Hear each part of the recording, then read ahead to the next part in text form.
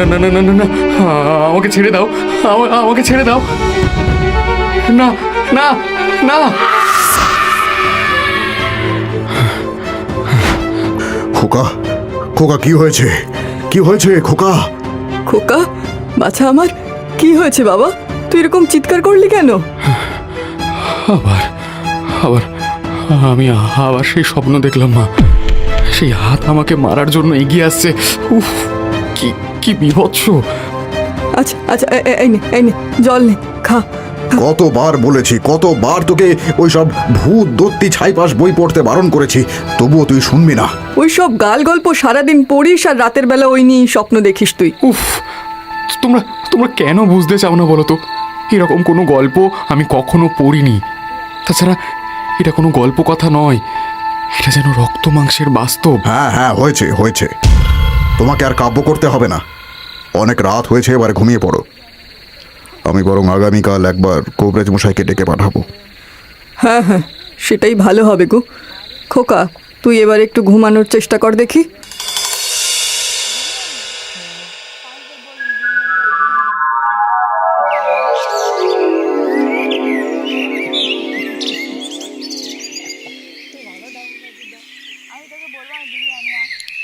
চিন্তার কোনো কারণ নেই জমিদার বাবু, ছোট বাবু একদম সুস্থ আছেন।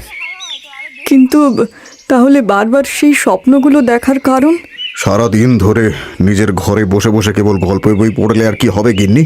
হ্যাঁ, খাওয়া দাওয়া আর গল্পের বই পড়া ছাড়া ওর কি আর কোনো কাজ আছে? ওইটাই আমি বলতে যাচ্ছিলাম জমিদার বাবু, এসবই ছোট বাবুর অবচেতন মনের কল্পনা মাত্র। আপনি বরং ওকে জমিদারির কাজে ব্যস্ত করে দিন, দেখবেন কাজের চাপে এইসব বিষয়ও ভুলেই যাবে। আপনি একদম ঠিক বলেছেন কবিরাজ মশাই, আমি এরকমই কিছু একটা ভাবছিলাম। কিন্তু তোমার তো সব বিভাগেই বিভিন্ন ব্যক্তির হাতে দায়িত্ব সঁপে দেওয়া আছে, আমি কোথায় কাজ করব? আচ্ছা শোনো না, আমি বলি কি, খোকাকে তুমি জঙ্গলমহলের দায়িত্বে নিযুক্ত করে দাও না। ওখানে তো এমনিতেও এখন কেউ নেই। জঙ্গলমহল? না না না না না না না, অত দূরে আমি খোকাকে পাঠাতে পারবো না। তাছাড়া সেখানে না আছে কোনো সুযোগ সুবিধা, না কোনো সুব্যবস্থা। না না, তা হয় না, তা হয় না। কেন হয় না বাবা? আমার কোনো সমস্যা হবে না, তুমি তুমি শুধু আমাকে অনুমতি দাও। কিন্তু তুই কি অত বড় জঙ্গলমহলের দায়িত্ব সামলাতে পারবি? খুব পারবো বাবা, তুমি একদম নিশ্চিন্তে থাকো। তুমি আমার সেখানে যাবার ব্যবস্থা করে দাও, ব্যাস। আদিত্যের প্রবল ইচ্ছের কাছে এক প্রকার বাধ্য হয়েই জমিদারকে জঙ্গলমহলের দায়িত্ব আদিত্যের হাতে সঁপে তার যাওয়ার সমস্ত ব্যবস্থা করে দিলেন। আদিত্য যখন জঙ্গলমহলে পৌঁছালো, তখন দিন ফুরিয়ে রাত নেমেছে। সেখানের এক পোড়ো বাড়ি মেরামত করে আদিত্যের থাকার ব্যবস্থা হলো। সেখানের আধিকারিক মনোহর আদিত্যকে সব বুঝিয়ে দিল। পরদিন থেকেই সে জমিদারির কাজে ব্যস্ত হয়ে পড়ল। আপনাদের এখানে রাধুনী ঠাকুর কিন্তু জব্বর রান্না করে। দেশি মুরগির ঝোলটা খাসা হয়েছিল। এসব আপনার জন্যই বিশেষ ব্যবস্থা করে আনা হয়েছে ছোটবাবু। আপনি খুশি মানে জমিদার বাবু খুশি। আদিত্য উঠে বাইরে উঠোনে হাত ধুয়ে নিতে নিতে হঠাৎই যেন চমকে ওঠে। খাবার কিছু খেতে দেবে গো বাবু, বড় খেতে লাগছে, কিছু খেতে দেবে? মনোহর বাবু, মনোহর বাবু, শিগগির এদিকে একটু আসুন, তাড়াতাড়ি। কি কি কি কি কি হয়েছে ছোটবাবু? কোনো সমস্যা হয়েছে? ওই লোকটা, ওই দেখুন না। নগদ পুরস্কার জিতুন। ও ও তো সিধু, ও সিধু ছোটবাবু এই জঙ্গলমহলেই থাকে। খিদের জ্বালায় এদিক ওদিক ছুটে বেড়ায়। আপনার খাওয়া হলে যে উচ্ছিষ্ট থাকে সেগুলোর আশায় বসে থাকে। ওকে ভয়ের কিছু নেই। উচ্ছিষ্টগুলোও খায়? কিন্তু কেন? আর কি করবে বাবু, ওরা গরিব লোক, না আছে জমি যে চাষ করবে, আর ঘরে পয়সাও তো নেই। এই গ্রামের বেশিরভাগ লোকেরই একই দশা।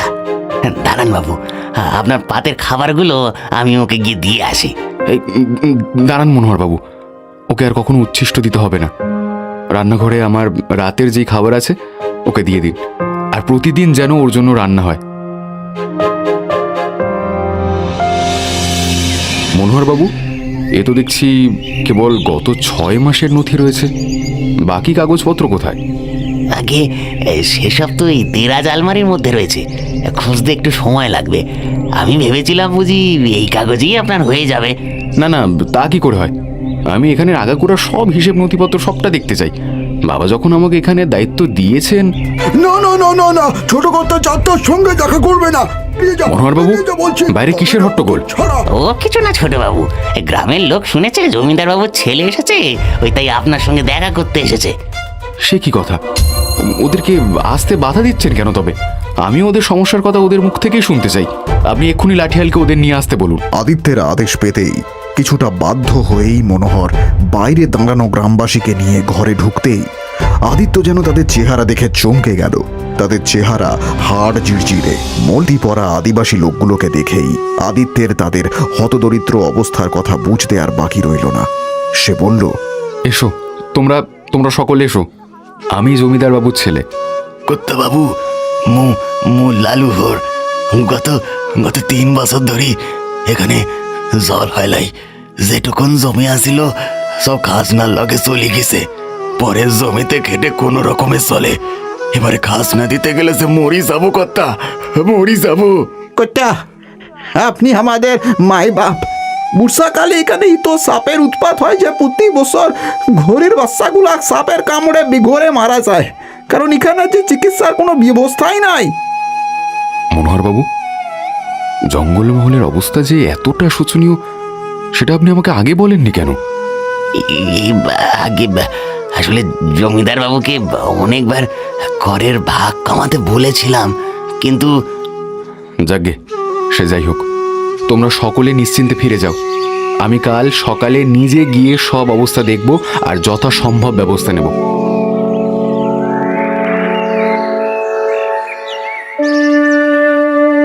পরদিন থেকে আদিত্য গ্রামের বেশ কিছু অংশে ঘুরে ঘুরে পরিদর্শন করল।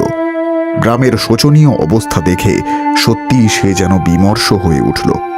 কিভাবে গ্রামবাসীদের অবস্থা শোধরানো যায় এই সব বিষয়ে ভাবতে ভাবতেই আদিত্য যখন বাড়ির দিকে ফিরছে তখন দেখল একজন আদিবাসী মেয়ে জঙ্গলের পথে যাচ্ছে। আদিত্য হাঁক দিয়ে জিজ্ঞাসা করল, এই মেয়ে, মেয়ে, কে তুমি? অন্ধকার হতে চলেছে আর তুমি একা জঙ্গলের দিকে কোথায় যাচ্ছ? জানো না জঙ্গলে হিংস্র জন্তু রয়েছে? পেন নাম কর্তা, আমি ফুলমণি। এই গ্রামেই ঘর কি না, তাই জঙ্গলের জন্তু জানোয়ারে আমি ডর করি না কর্তা। তা হোক, তবু এই সময় তুমি জঙ্গলের দিকে যাচ্ছই বা কেন? যদি কোনো বিপদ ঘটে যায় তখন তো গ্রামের লোক আমাকেই দোষ দেবে যে ছোটবাবু গ্রামে থাকতো এমন দুর্ঘটনা ঘটে গেল। আপনি নিশ্চিন্তে থাকেন কর্তা, ও আমার কিছু হবে ক্লাই। আমি তো রোজ এই জঙ্গলের মধ্যে দিয়ে পাহাড়ে যাই। হ্যাঁ, পাহাড়ে যাও? ওই দূরের নির্জন পাহাড়ে তুমি একা একা যাও? তোমার বাড়ির লোক কিছু বলে না? ঘরে কেউ থাকলে তো বলবে কর্তা, আমার যে কেউ লাই, তাই ঘরে একা একা ভাল লাগে না। ও, কিন্তু ওই পাহাড়ের ওপরে গিয়ে তুমি কি করো? ওখানে এমন আছেটা কি? ওই পাহাড়ের উপরে স্বর্গ আছে গো কর্তা। হেতায় গেলে সব দুঃখ কষ্ট যেন উদাও হয়ে যায়। সত্যি? তাহলে তাহলে আমিও একবার ওই পাহাড়ে যেতে চাই ফুলমণি, আমায় নিয়ে যাবে? আপনি যাবেন কর্তা? অবশ্যই নিয়ে যাবো আপনারে। আপনি আসুন না আমার সাথে, আমি আপনাদের লয়ে যাচ্ছি, চলুন। ফুলমণি আদিত্যকে নিয়ে জঙ্গলের একটা নির্দিষ্ট পথ দিয়ে ধীরে ধীরে এগিয়ে চলল পাহাড়ি পথে। জঙ্গলে ঝিঝি পোকার এক নাগাড়ে ডাক তার শুনতে শুনতে কখন যে ওরা পাহাড়ের উপরে পৌঁছে গেছিল আদিত্য খেয়ালই করেনি। কিন্তু সম্বিত ফিরে যখন সামনে তাকালো তখন দারুণ বিস্ময় আর আনন্দে তার মন যেন নেচে উঠল। পাহাড়ের উপর থেকে সারা গ্রামটাকে যেন রং তুলি দিয়ে আঁকা ছবি বলে মনে হচ্ছে। হে, এ যে অপরূপ দৃশ্য ফুলমণি! আরে আরে মনোরম বাতাস, প্রকৃতির এই অপূর্ব রূপ আমি আমি কখনো দেখিনি। আমি তো আপনারে এই কথাটাই বলছিলাম কর্তা, তাই তো রোজ এটাই ছুটি আসি আমি। তোমায় তোমায় অসংখ্য ধন্যবাদ ফুলমণি। তুমি না বললে আমি তো এই জায়গাটার কথা জানতেই পারতাম না। কাল থেকে আমিও রোজ তোমার সাথে এখানে আসবো, মানে যদি তোমার কোনো আপত্তি না থাকে আর কি। কি যে বলেন কর্তা, এই জমি জঙ্গল পাহাড় সবই তো আপনার সম্পত্তি, আমি আপত্তি করতে যাব কেনে? মোটেও না ফুলমণি, এই জমি জঙ্গল পাহাড় এসব প্রকৃতির সম্পদ, আমার নয়। আর আমি তো এখানে নতুন, তুমি এখানের আদি বাসিন্দা। তুমি এই জায়গাটাকে যতটা জানো আমি তো অতটাও জানি না। না তা বেশ তো কর্তা, আমি আপনারে এই জঙ্গলমহলের আরো সুন্দর সুন্দর জায়গাগুলো দেখাবো, কেমন? অমন জায়গা আপনি জীবনে দেখেন নাই, আমি বলতে পারি। তবে তো বেশ হবে। কালকে তাহলে বিকেলের দিকে আমি পথের ধারে তোমার জন্য অপেক্ষা করব। পরদিন ফুলমণি আদিত্যকে গ্রামের শেষ প্রান্তে অবস্থিত এক নদীর ধারে নিয়ে গেল। আদিত্য নদীর ঠান্ডা জলে পা ডুবিয়ে বলল, আহ, কি ঠান্ডা জল! সারাদিন ভীষণ রোদ গরমের পরে এই ঠান্ডা জলে স্নান করতে কিন্তু দিব্যি লাগবে না? স্নান করবেন? তা করুন না কর্তা, এই জলে স্নান করলেই আপনার শরীর মন দুটোই একেবারে চাঙ্গা হয়ে যাবে।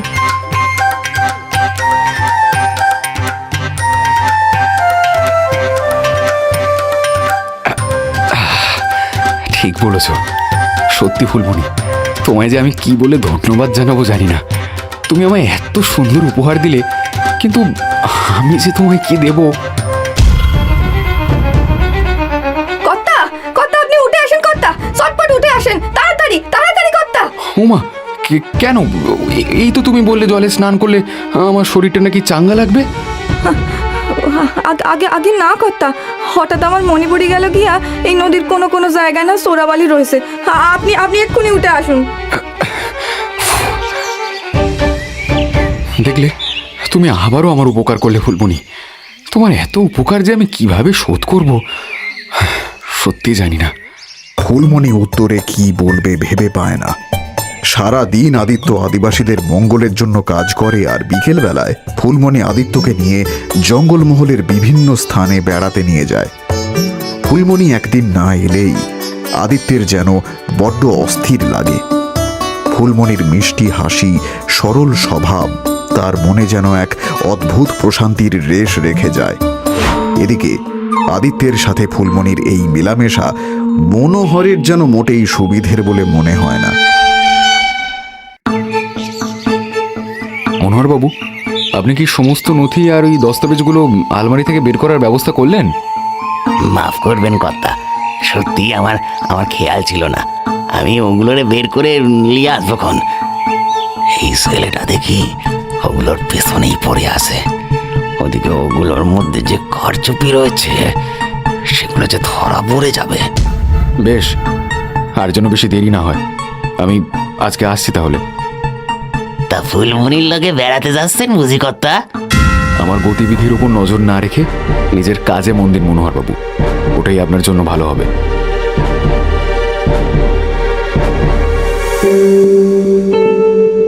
এবারে সেই কাজটাই করতে লাগবো কর্তা। তোমার এখান থেকে সরাতে লাগবো। জমিদার বাবুকে আমি আজই চিঠি লিখে দেব।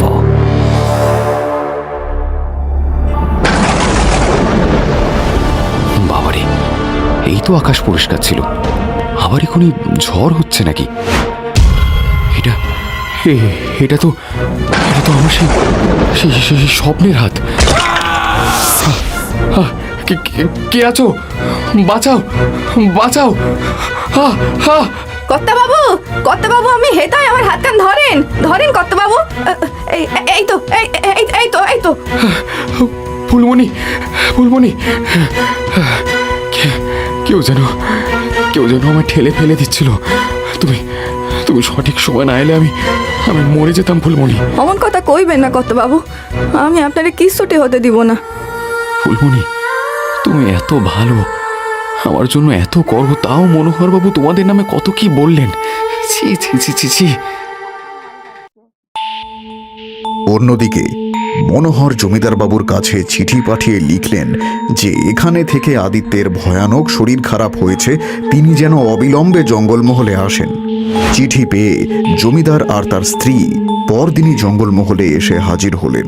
জমিদারের স্ত্রী আদিত্যকে দেখে উদ্বিগ্ন হয়ে বললেন, খোকা, খোকা আমার, তুই ঠিক আছিস বাবা? তুই ভালো আছিস তো? মা, বাবা, তোমরা এখানে হঠাৎ সব ঠিক আছে তো? সে কি কথা রে, মনোহর যে লিখে পাঠালো। আরে জমিদার বাবু, গিন্নিমা, পেন্নাময় কথা, পেন্নাময় কতদিন আপনাদের দেখিলাই। আমি বললে তো আর আসতেন না, তাই সিডিতে ছোট বাবুর শরীরের কথা লিখছিলাম। কি আশ্চর্য, সে কি কথা! সত্যি মনোহর, তোমার কাণ্ড কারখানা বড়ই অদ্ভুত। যাই হোক, খাজনা আদায়ের কাজ বাজ ভালো চলছে তো নাকি? আদিবাসীদের খাজনা আমি মকুব করে দিয়েছি বাবা। যারা পেট ভরে খেতে পায় না তারা খাজনা দেবে কিভাবে বলতে পারো? খাজনা মকুব করেছিস মানে? আরে তুই কি পাগল হলি নাকি খোকা? খাজনা না দিলে জমিদারি চলবে কেমন করে? জমিদারি চলবে বাবা, কিন্তু খাজনা আদায় করলে যে আদিবাসীদের জীবন চলবে না। এখানে গত কয়েক বছর ধরে ভালো করে বৃষ্টি হয়নি, চাষাবাদ হয়নি। ওদের অবস্থা যে কতটা শোচনীয় তুমি ভাবতে পারবে না। ওদের অবস্থা ভাবার আমার দরকার নেই খোকা। তোকে এখানে জমিদারি সামলাতে পাঠিয়েছিলাম, জমিদারি লাটে তুলতে নয়। জমিদারি আমি ভালোভাবেই সামলেছি বাবা। আদিবাসীদের জন্য একটা চিকিৎসালয় করেছি, 2টো পানীয় জলের পুকুর খনন করিয়েছি। তাছাড়া এত সব খরচ করার পরেও তুই বলছিস খাজনা আদায় করতে না? আয় মনোহর, তুমি এক্ষুনি আদিবাসীদের বলো তাদেরকে দ্বিগুণ করে খাজনা দিতে হবে, নইলে। খবরদার মনোহর বাবু, এখন আমি এই জঙ্গলমহলের ভারপ্রাপ্ত জমিদার। আমি যেটা বলেছি সেটাই হবে। আর বাবা, আমি তোমাকে প্রথমেই বলেছিলাম আমি স্বাধীনভাবে কাজ করতে চাই। যদি সেটা না হয় তাহলে আমি এখান থেকে চলে যাব, ব্যাস। না না না না না, আদিত্যকে এখান থেকে নিয়ে যেতেই হবে, নইলে সমাজ সেবা করতে গিয়েও আমার জমিদারি ফতুর করে দেবে। জমিদার বাবু, ছোট বাবুর সামনে কথাটা বলিলাই, কিন্তু এখন বলতেছি। ছোট বাবু এখানের এক আদিবাসী মাইয়া শখ করে পড়েছে। প্রতিদিন পাহাড়ের উপরে বসে থাকে দুজনে। এখনো তো হেতায় গেছে গিয়া। চলো তো গিয়ে দেখি। কর্তা, আজকে আপনারে এমন মনমরা লাগছে কেন? আজকে বাবা মা এসেছে ফুলমণি। বাবা এসেই এখানে লোকের ওপর থেকে জোর করে খাজনা আদায় করতে বলছে। তাহলে এবারে কি করবেন? আমি যতটা বাবাকে চিনি, তিনি আমাকে এখান থেকে নিয়ে যেতে চাইবেন, কিন্তু আমি যেতে চাই না ফুলমণি। এই অঞ্চল ছেড়ে, তোমাকে ছেড়ে আমি আমি কিছুতেই যেতে পারবো না। এই আপনি কি বলছেন কর্তা? অনেকবার তোমায় এই কথাটা বলবো ভেবেছি ফুলমণি, কিন্তু আমি পারিনি। আজ না বললে হয়তো অনেক দেরি হয়ে যাবে। আমি তোমাকে ভালোবাসি ফুলমণি, আমি তোমাকে বিয়ে করতে চাই।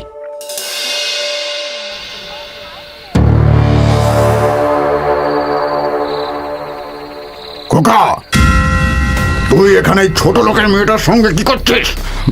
বাবা, তুমি, মা, তোমরা এখানে কি করছো? প্রথমে তুই বল, তুই ওই মেয়েটার সাথে এখানে কি করছিস, আর কে ও? মা, ও ফুলমণি এখানেই থাকে, আর আমি ওকে ভালোবাসি মা। আমি ওকে বিয়ে করতে চাই। আদিত্যের কথা শুনে জমিদার যেন তার হিতাহিত জ্ঞান হারিয়ে ফেললেন। তিনি রাগে ফুলমণির দিকে এগিয়ে গিয়ে তাকে মারতে যেতেই একটা অদ্ভুত কাণ্ড ঘটে গেল। জমিদার বিস্ফারিত চোখে দেখলেন ফুলমণির পিছনে মুহূর্তের মধ্যে একটা মহিলার ছায়ামূর্তি। সে হুঙ্কার ছেড়ে বলল, তুই আমার মেয়েকে মারবি? আমার মেয়েকে মারবি? তোকে আমি চারুমণি!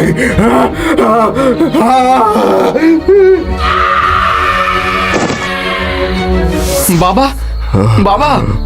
ও এসেছে, চারুমণি ফিরে এসেছে। বাবা, বাবা, এসব কি কি বলছো তুমি? কে চারুমণি? ওগো, তুমি ঠিক আছো?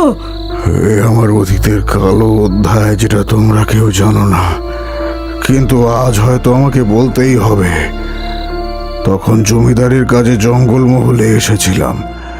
এখানেই আমার রান্না খাওয়া সব কাজ করে দিত ওই আদিবাসী মেয়ে চারুমণি। চারুমণিকে দেখেই আমার মনে খারাপ অভিসন্ধি জাগে, কিন্তু আমি জানতাম চারুমণি খুব আত্মসম্মানী মেয়ে। আমি তাকে প্রলোভন দিলেও সে সেটাকে বারবার প্রত্যাখ্যান করতে লাগলো। এদিকে আমার মনে তখন চারুমণিকে পাওয়ার ইচ্ছে দুর্নিবার হয়েছে। তাই একদিন ফন্দি করে তাকে নিয়ে এই পাহাড়ে এলাম। কর্তা, আপনি যে কইছিলেন সেই জড়িবুটি নাকি এটাই আছে, কই চোখে পড়ছে না তো। আরে আছে চারুমণি আছে, তুমি এখানেই আছো। তুমি দেখতে না পেলেও আমি কিন্তু দেখতে পাচ্ছি।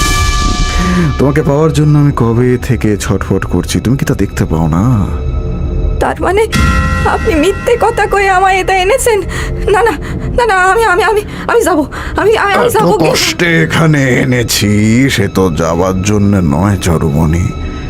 এবারে আমি যা বলবো তাই হবে। এটা তুই ঠিক করলি নাই জমিদার। আমি সকলকে বলে দেব, আমি গ্রামের সকলকে এক এক করে বলবো তোর নোংরামির কথা, তুই দেখবি। বলবি তো তুই তখন, যখন তুই প্রাণে বাঁচবি চারুমণি। স্যার আমাকে, স্যার স্যার। সেদিন আমি চারুমণিকে এই পাহাড় থেকেই ফেলে দিয়েছিলাম, আর আজকে আজকে সে আমার। হে ভগবান, এ কি হলো? খোকা, আমি কোনোদিন ভাবিনি তোর বাবা এরকম একটা মানুষ। সারা জীবন আমি আমি একটা লম্পটের সঙ্গে সংসার করলাম। জানি না মা, আমিও কিছু জানি না। চারুমণি, বাবা যা করেছে তার জন্য আমি তোমার কাছে ক্ষমা চাইছি। কিন্তু ফুলমণি, তুমি তো কখনো আমাকে এসব কিছুই বলোনি। সেই ছোটবেলায় মাকে হারানোর পর থেকেই আমার একমাত্র লক্ষ্য ছিল মায়ের মরার বদলা নেওয়া। যখন তুই ইহানে এলি, আমি তোরে প্রাণে মারার কথা ভাবছিলুম, কিন্তু পরে বুঝলাম তুই বড় ভালো মানুষ। তখন থেকেই তোরে আগলে রাখছিলুম। আমি আমি বুঝতে পারছি তোমার মনের অবস্থাটা ফুলমণি, কিন্তু কিন্তু আমি তোমাকে মন থেকে ভালোবেসেছি। আমার সাথে তুমি চলো ফুলমণি। না কর্তা, আমি আমার মায়ের খুনির ছেলের লোকে ঘর বাঁধতে পারবো লাই। তুই ভালো মানুষ, কিন্তু আমারে তুই ক্ষমা কর। না ফুলমণি না, এমন বলো না তুমি। আমি তোমাকে সত্যি ভালোবাসি, আমার সাথে এরকম করো না তুমি। না কর্তা, এটা আমার পক্ষে সম্ভব লাই। পারলে আমাকে তুই ভুলে যা।